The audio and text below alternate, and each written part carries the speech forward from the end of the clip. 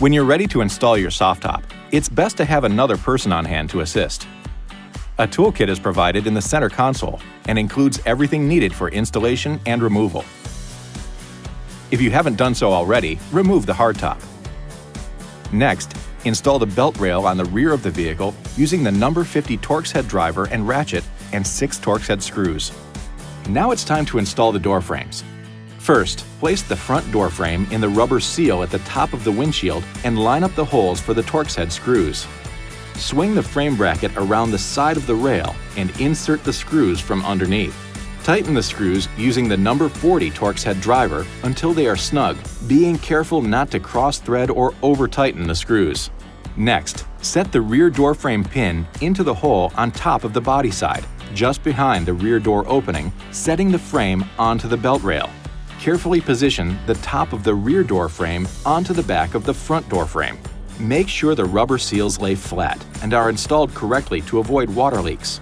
Adjust and tighten the frame brackets like you did for the front door frames. Ensure the soft top is secured with the provided hook and loop fasteners, and, with the help of another person, lift it onto the rear of the cab. Line up the locator pins, one on each side of the soft top, with the rear door frames. Use the number 50 Torx head driver and ratchet to tighten the 2 Torx head screws on each side. Secure them until snug, being careful not to cross-thread or over-tighten. Before driving the vehicle with the top in the sunrider position, double-check that the top is secured with the provided hook and loop fasteners. To remove the soft top, lower it to the sunrider position and secure it with the hook and loop fasteners. Use the number 50 Torx head driver and ratchet to remove the 2 screws that secure the soft top on each side. Then, with the help of another person, lift the top up and away from the vehicle.